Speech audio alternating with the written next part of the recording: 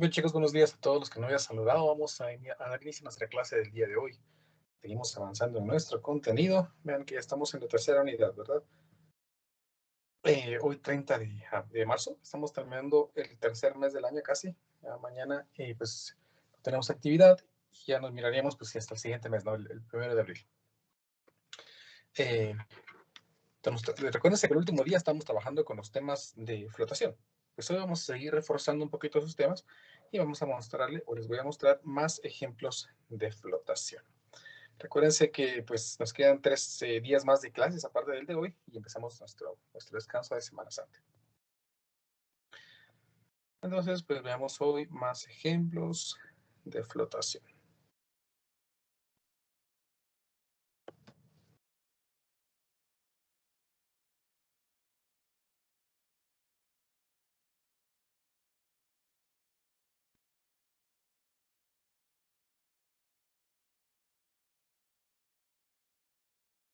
...30 de marzo del 2022. Y trabajaremos entonces con más ejemplos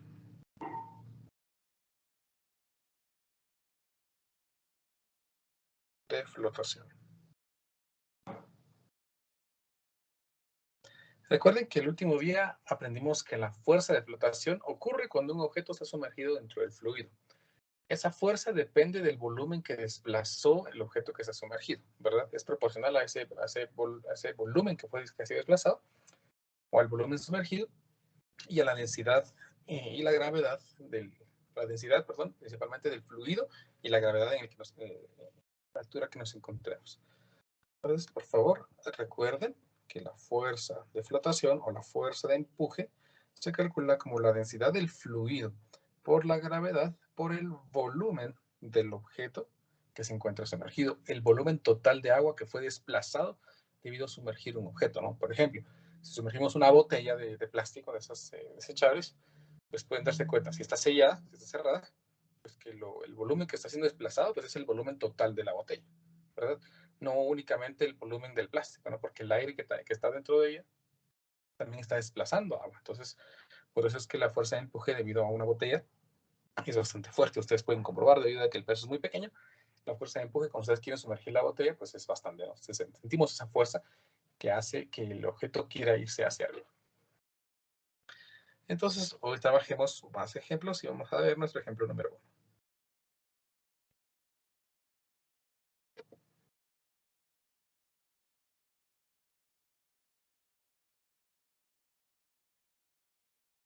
1. A ver, dice el problema así.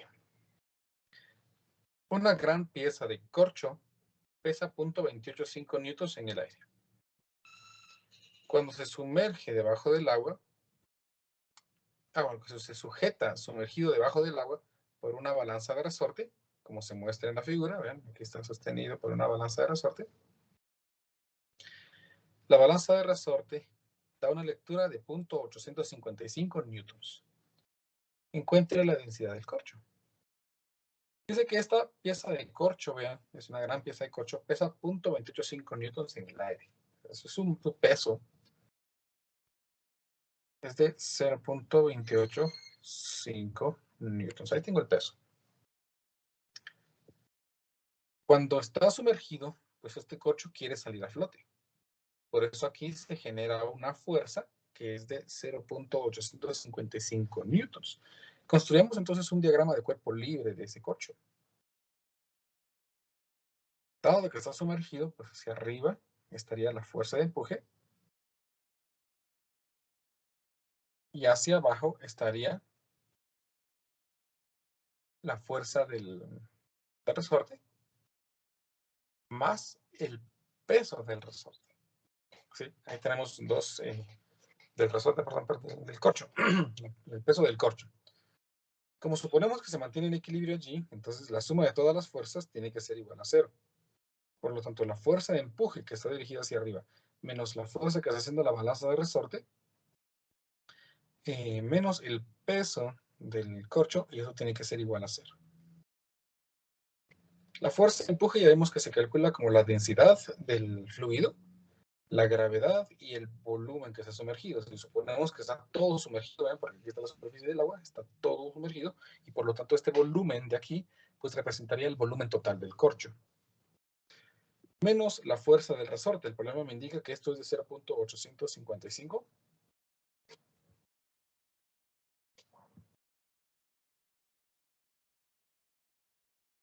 855 newtons, menos el peso, que sería masa por gravedad, y el problema también me dice que la masa o el peso es de 0.285. Entonces aquí pongo 0.285 newtons, y eso debe ser igual a 0. Por lo tanto, aquí me queda que la densidad del fluido por la gravedad por el volumen, si sumamos estas dos expresiones y las pasamos al otro lado, ya pasarían positivas. Veamos cuánto me quedaría. 0.855 a 0.285. Me queda un valor de 1.14. Entonces aquí me queda 1.14. De tal forma de que yo puedo conocer con esto cuál es el volumen del corcho, debido a que la densidad, el problema me indica que esta gran pieza de agua se sumerge debajo del agua, ¿no? Entonces, pues tiene que ser agua, ¿no? Por lo tanto, el volumen, aquí me quedaría como 1.14 newtons, dividido la densidad, que es de 1000 kilogramos sobre metro cúbico, multiplicado por la gravedad, que es de 9.8 metros sobre segundos al cuadrado. Vean de que este kilogramos y este metro sobre segundo cuadrado se hacen newtons, se cancelan acá, y ya me queda por sándwich únicamente una unidad de medida de metro cúbico. Entonces 1.14 dividido 1000 por 9.8. Por lo tanto, el volumen de esa pieza de corcho sería de 116.33 por 10 a la menos 6 metros cúbicos. Ahí tendríamos el volumen. ¿Y para qué quiero el volumen? Porque el problema necesita que yo calcule la densidad del corcho, ¿sí? Encuentre la densidad del corcho. Entonces, para poder determinar la densidad, pues lo único que hay que hacer es dividir la masa entre el volumen. ¿Y cuánto es la masa? Pues la masa la tenemos por acá arriba. La masa es de 0.285 newtons. Entonces aquí me va a quedar 0.285 newtons dividido 9.8, ¿no? Para obtener en kilogramos. Metros sobre segundos al cuadrado, dividido el volumen que acabamos de calcular, 116.33 por 10 a la menos 6 metros cúbicos. De esta manera, pues ya tendría la masa en kilogramos, dividido en metros cúbicos, si tenemos la unidad de medida de la densidad, que es kilogramos sobre metro cúbico. Entonces veamos, aquí me va a quedar 0.285 dividido 9.8 para tener masa, y todo esto dividido entre lo que calculamos de 0.000116, y me queda que la densidad del corcho entonces es de 250 kilogramos por metro cúbico. Y así calculamos entonces cuál es la densidad de ese corcho utilizando el principio de Pascal, el principio de flotación. ¿Alguna pregunta?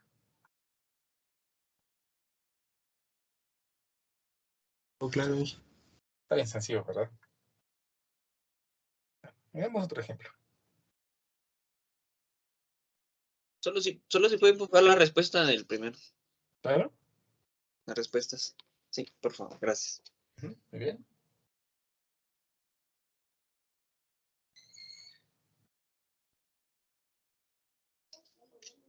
Gracias. Muy bien. A ver, pues hagamos otro ejemplo.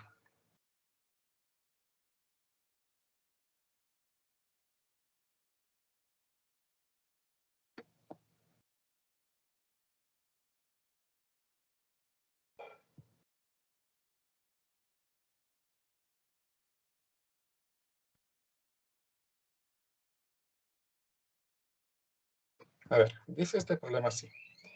Una barra de 200 newtons de peso y 5 por 10 a la menos 2 metros cúbicos de volumen se encuentra en equilibrio y sumergida en agua hasta el borde por uno de sus extremos. Se encuentra atado a un globo que le ejerce una fuerza de tensión T. ¿Ven el globo? Le ejerce una fuerza de tensión T. Y en su punto medio M se coloca un resorte, el cual está estirado 3 centímetros. Hallar T si la constante del resorte es de 100 newtons sobre centímetro. Observen entonces cómo está la figura del problema. El problema aquí me indica que esto es agua. Aquí tenemos la masa de la barra. Se supone que está en el centro, ¿no? Pero creo que lo movieron un poquito para darle espacio al ángulo. El ángulo que forma la barra respecto a la horizontal es de 37 grados. Este globo de plano lleno de helio pues permite que se genere una tensión hacia arriba y el resorte está estirado 3 centímetros. Y ahí se mantiene en equilibrio, ¿verdad? No sale del agua y tampoco se hunde más. Entonces intentemos determinar cuál es la tensión que la está ejerciendo. Para eso, pues vamos a dibujar un diagrama de cuerpo libre de la barra. Entonces, vamos a ver.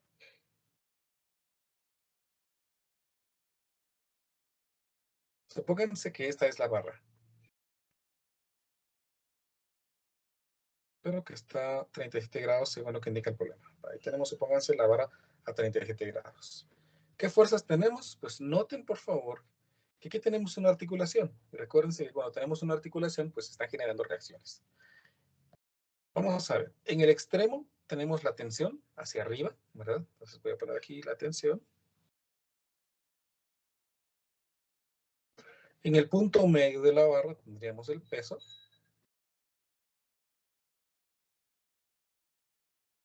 Como el resorte está estirado, pues lo que quiere hacer es regresar a su posición de equilibrio. Pues entonces voy a suponer que aquí también tenemos la fuerza del resorte. Y en este punto tenemos las fuerzas de reacción. Que para que esta barra se mantenga en esta posición, pues yo voy a suponer que hay aquí una reacción vertical. Y aquí una reacción horizontal.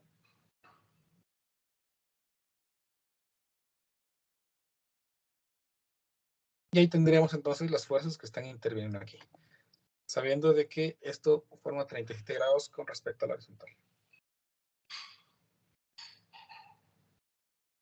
Ahí tenemos el diagrama de cuerpo libre. Vean de que tenemos el volumen de la barra y tenemos el peso de la barra. Tenemos la constante del resorte, que es de 100 newton centímetro, y el resorte está tirado 3 centímetros. Bueno, entonces, determinemos cuál es la fuerza que está ejerciendo ese resorte. Recuérdense que la fuerza de un resorte se calcula como la constante multiplicado por la deformación. En este caso, el problema me indica que la constante es de 100 newtons por cada centímetro. Es decir, necesitamos hacer 100 newtons por cada centímetro que queramos estirar. Y delta X, pues es 3 centímetros, según lo que el problema. Pues esto me permite no utilizar una conversión para cambiar las unidades de medida. Entonces, 100 newtons sobre centímetro por 3 centímetros, pues aquí me queda que el resorte está haciendo una fuerza de 300 newtons. El peso de la barra, según lo que el problema indica, es de 200 newtons aplicado en su centro, suponiendo que es homogéneo. Entonces, ahora sí, hagamos una sumatoria de momentos de torsión, dado que tenemos que considerar esto como un cuerpo rígido. Entonces me quedaría aquí que la sumatoria de todos los momentos de torsión debe ser igual a 0. ¿Respecto a qué punto lo vamos a hacer? Pues lo vamos a hacer respecto a este punto que voy a llamar yo punto A. ¿Qué fuerzas intervienen allí? Pues tenemos el peso, ¿verdad? ¿A qué distancia? Pues si suponemos que la barra tiene una longitud L, porque el problema no me proporciona ese dato, pues yo voy a suponer aquí, ¿ven? Que la barra tiene una longitud L. Entonces el peso está ubicado a una distancia L medios, ¿verdad? Pero por torcas, recordarán, si la fuerza es vertical, la distancia debe ser horizontal. Esto me indica entonces aquí que el peso multiplicado por L medios por el coseno de 37. ¿Por qué L medios por el coseno de 37? Porque si esto es L medios, la distancia horizontal, pues sería L medios coseno de 37 usando trigonometría. ¿Verdad? Le genera un momento de torsión negativo respecto al punto A. Menos la fuerza del resorte multiplicado por L medios también, porque está aplicado a la mitad, por el coseno de 37. También esta tensión, pues jala hacia arriba. Entonces aquí tendríamos más, ¿verdad? Porque le genera un momento de torsión positivo, la tensión por L por el coseno de 37. Tensión por L por el coseno de 37. Y eso es igual a 0. Noten algo bien importante, que podemos cancelar L y coseno 37, L y coseno 37, L y coseno 37, y al final pues no nos importa en qué ángulo está la barra, para mantener el equilibrio. Esta expresión me queda que menos el peso medios, menos la fuerza del resorte medios, más la tensión es igual a 0. Lo que me está diciendo aquí entonces es que la tensión es igual al peso más la fuerza del resorte dividido entre 2. Dado de que el peso es de 200 newtons y la fuerza del resorte es de 300, aquí me queda 500 newtons dividido 2. Por lo tanto, la tensión debe ser de 250 newtons. Y así hemos localizado entonces cuál es el valor de la tensión que se ejerce en el extremo de esa barra sumergida. Ah, estoy equivocado, ustedes, me faltó algo. Estoy viendo flotación, ¿no? Voy a borrar. ¿Por qué? Porque estoy equivocado. Y la flotación de la barra, la omití, ¿no? Ahí está mi error. La barra está sumergida en el agua y por lo tanto tiene una fuerza de empuje hacia arriba. Fuerza de empuje que voy a suponer que se encuentra en el centro. Ahorita reaccioné de esa, que estoy viendo flotación, no equilibrio, ¿no? Entonces aquí tengo la fuerza de empuje. Entonces ahora sí, disculpen ese inconveniente, ya no me fijé de que esto está sumergido en el agua y me puse a trabajarlo solo así. Ahora sí, entonces otra vez. Tenemos estas dos fuerzas que se aplican en L medios coseno de 37. Entonces aquí me queda peso menos peso por L medios por el coseno de 37 menos la fuerza del resorte por L medios por el coseno de 37 más la fuerza de empuje, ahora sí, por L medios por el coseno de 37 más la tensión por L por el coseno de 37 y esto debe ser 0. Ahí está. Disculpen, ¿verdad? Les pido disculpas porque no había colocado este valor. Entonces aquí puedo cancelar nuevamente el coseno de 37. Afortunadamente, pues eso sigue igual, ¿verdad? Igual L, podemos cancelarlo de que es un factor común. De tal manera, entonces aquí me queda menos peso dividido 2, menos la fuerza del resorte dividido 2, más la fuerza de empuje dividido 2, más la tensión, y eso es igual a 0. Por lo tanto, la tensión estaría dada por el peso más la fuerza del resorte menos la fuerza de empuje dividido entre 2. Ahora sí. Por lo tanto, la tensión estaría dada por el peso, ya dijimos que el peso era de 200 newtons, el problema me lo proporciona, más la fuerza del resorte que vimos que son 300 newtons, menos la fuerza de empuje. Bueno, entonces vamos a calcular por aquí también la fuerza de empuje.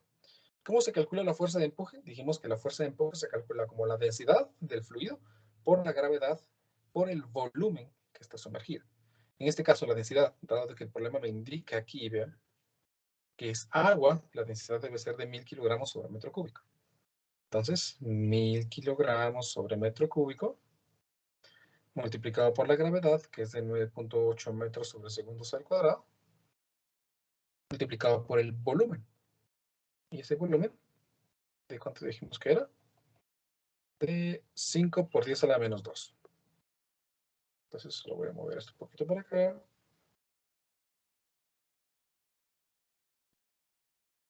Cinco por 10 a la menos 2 metros cúbicos. Ahora sí, con esto podemos determinar cuál es el valor de la fuerza de empuje. Vamos a ver. Aquí me quedaría 1000 por 9.8 por 5 por 10 a la menos 2. Si no estoy equivocado, entonces aquí tengo el valor de la fuerza de empuje, 490 newtons. Ahí está. Vamos a subrayar esto también. Y por lo tanto aquí me quedaría 490 newtons. Todo esto dividido entre 2. Por lo tanto, la tensión sería de 200 más 300, 500. Y 500 menos 490 es 10. Y 10 dividido 2 es 5. Por lo tanto, la tensión es de 5 newtons. Y ahora sí, hemos resuelto el problema. Sí, les sigo pidiendo disculpas por esto, ¿verdad? Se me olvidó que estaba, por un momento divagué y se me olvidó colocar la fuerza. ¿Alguna pregunta, chicos, con este problema? Inge, perdone, Dígame. ¿cómo calculó la fuerza del resorte? ¿Dónde sacó los datos, disculpe? Bueno, la fuerza del resorte la calculé como constante por deformación. Y el problema me dice que la constante del resorte es de 100 newtons centímetro sobre centímetro. Y el resorte está tirado 3 centímetros. Entonces los datos los saqué de lo que me proporciona el problema y la ecuación pues, de la ley de Hooke, ¿no? La fuerza del resorte. Muchísimas gracias, Inge. Muy bien. Inge, disculpe. Dígame. Una pregunta que pues ahorita me surgió y con los exámenes. ¿Cuándo es que nosotros sabemos cómo utilizar, o ahí sí que utilizar como la mitad de la barra, o cuándo utilizar la longitud completa de la barra en estos como problemas? Generalmente dependemos de cómo está la distribución de las fuerzas en un objeto. Si nosotros tenemos que considerar las fuerzas aplicadas en distintos puntos, como una barra, ¿no? Como una barra, como una tabla, como una plancha, siempre tenemos que utilizar las torcas. Siempre hay que utilizar las torcas. Pero si nosotros podemos considerar el objeto como una partícula, porque todas las fuerzas se van a aplicar en un mismo punto en él, entonces pues hago simplemente una sumatoria de fuerzas. Note que aquí, si nosotros aplicamos el peso de la barra en este punto, no generaríamos el mismo efecto si aplicamos el peso en este punto. ¿Por qué? Porque aparecería dependemos de la longitud de la barra, ¿no? Y aparece la longitud L. Entonces tenemos que considerarlo como un cuerpo rígido. Aparte, dado de que este objeto va a poder rotar, entonces lo tenemos que considerar como un cuerpo rígido también. Siempre que haya una rotación, por así decirlo. Muchas gracias. Muy bien. Solo si podría mostrar la respuesta, ingeniero. Para tomar ¿Ahora? Gracias. Muy bien. Gracias. Muy bien. A ver, pues, ven que está, pues hay que recordar también todos los temas que hemos estado trabajando, ¿no? Vamos con nuestro ejemplo número 3.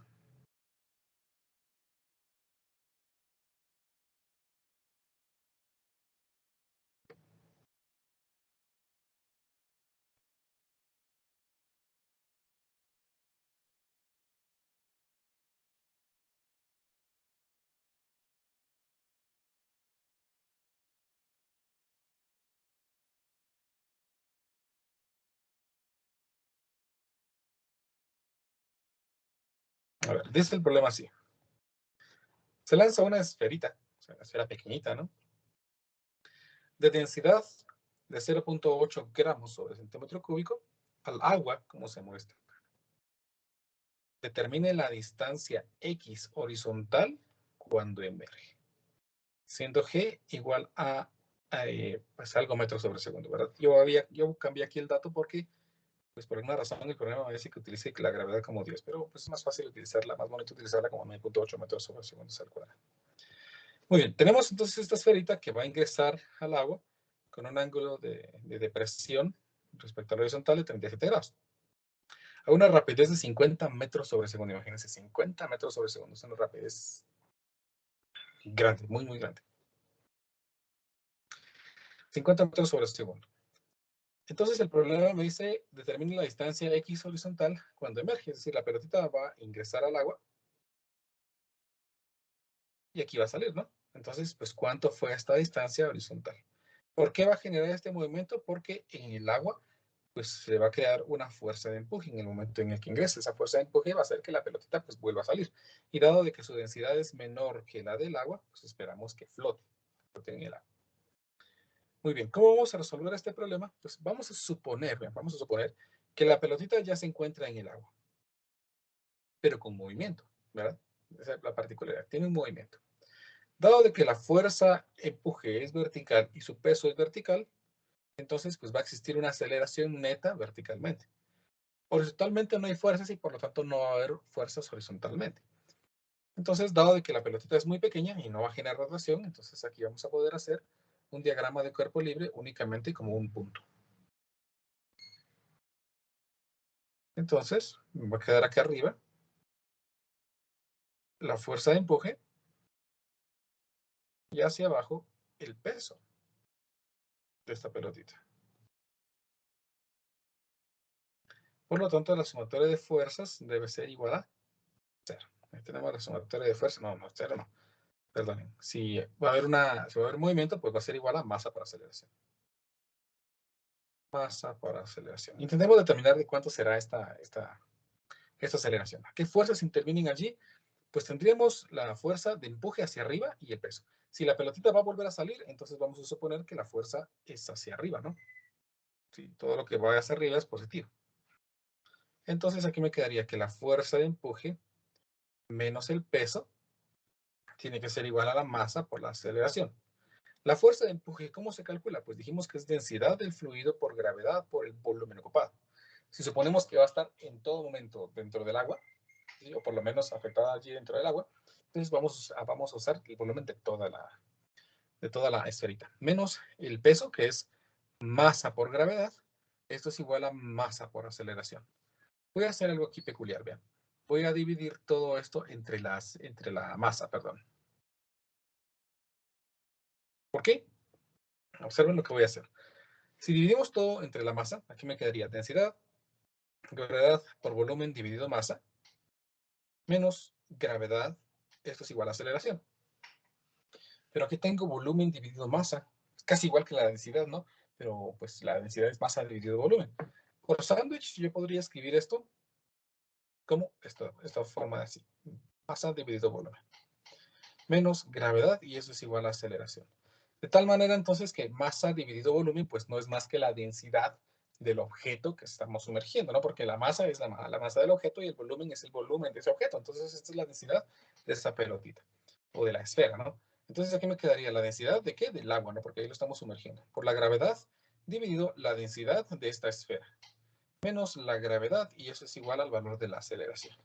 De tal forma entonces que aquí la aceleración sería la densidad del agua, que es de 1 gramo sobre centímetro cúbico, por la gravedad, que es de 9.8 metros sobre segundos al cuadrado. Y ahora, ¿por qué utilicé la densidad del agua como 1 gramo sobre centímetro cúbico? Porque el problema me proporciona la densidad de la esfera en términos de gramos y centímetros cúbicos. Por lo tanto, cuando yo divido aquí esto, pues no tengo que hacer ninguna conversión, ¿no? 0.8 gramos sobre centímetro cúbico. Todo esto menos el valor de la aceleración de la gravedad, y eso sería el valor de la aceleración. La aceleración dirigida hacia arriba, ¿no? Porque lo que quiere hacer es sacar a flote esa esferita. Entonces, si hacemos los cálculos aquí, pues aquí me quedaría 1 por 9.8, pues que es 9.8, y lo divido entre 0.8 y me queda que este valor es de 12.25.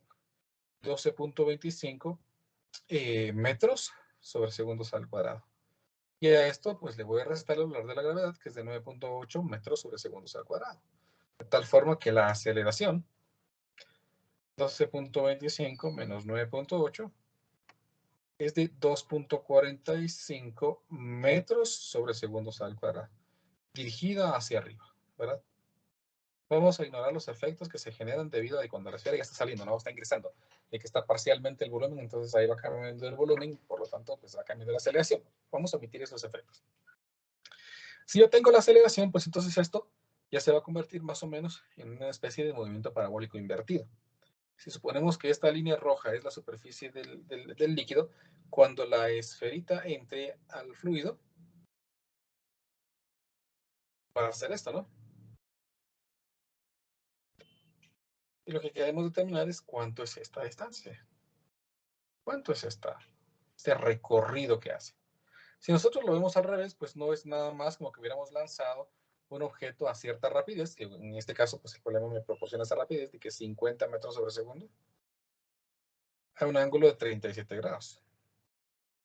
Entonces es como que hubiéramos lanzado un proyectil a un ángulo de 37 grados a una rapidez de 50 metros sobre segundo y queremos determinar a qué distancia ha caído. Pues eso es un movimiento parabólico ideal. Y en el formulario, pues nosotros encontramos ciertas fórmulas que nos permiten determinar cuál es la trayectoria de un movimiento parabólico ideal. Bien, aquí tenemos en este espacio un movimiento parabólico ideal. ¿Cuál es la altura máxima? Es cuánto es la altura que alcanza, ¿no? Pero esta parte es importante. El movimiento parabólico ideal ocurre cuando nosotros lanzamos un objeto y cae a la misma altura, ¿no? Ese es el movimiento parabólico ideal. Estas fórmulas no funcionan si nosotros lanzamos, por ejemplo, un objeto desde aquí y este va a caer hasta acá. Ese ya no es un movimiento parabólico ideal y por lo tanto esas fórmulas ya no son útiles, ¿verdad? Ya tenemos que, como trabajaron ustedes en el movimiento en 2 dimensiones en física básica, pues generalmente dividir los movimientos, trabajar el movimiento vertical, trabajar el movimiento horizontal y determinar los datos que necesitamos. En este caso, pues dado de que es un movimiento parabólico ideal, pues el alcance máximo está dado por esta expresión. Bueno, entonces voy a copiar esta fórmula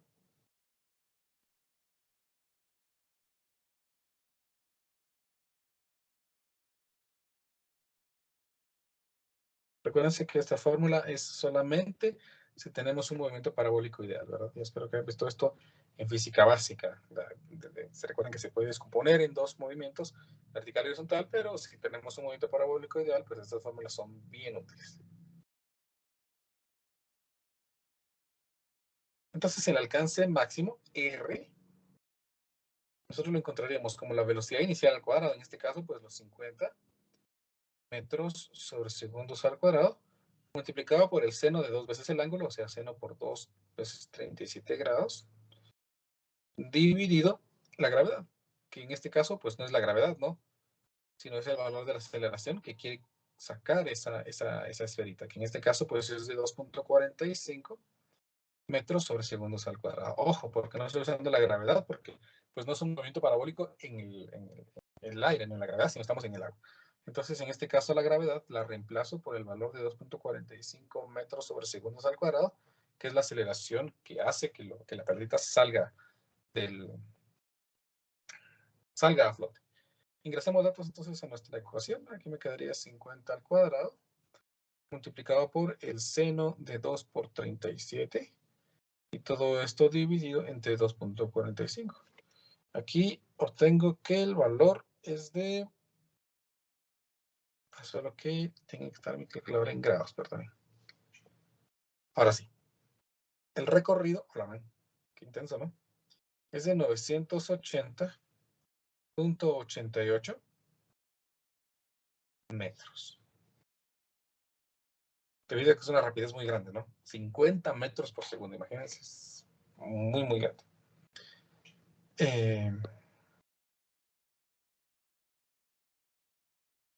Significa entonces que la pelotita al ingresar a una rapidez de 50 metros sobre segundo, pues va a salir a 980 metros después, ¿verdad? Suponiendo de que esto es infinito.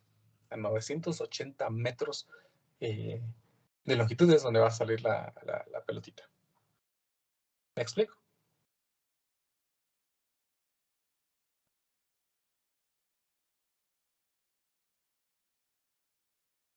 ¿Alguna pregunta? ¿Se comprende? Claro como el agua.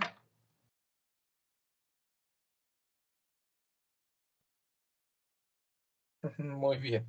Si esto está claro, entonces hemos terminado los temas de flotación. Ya iniciaremos la siguiente clase con los temas de movimiento de los fluidos. Audio Jungle.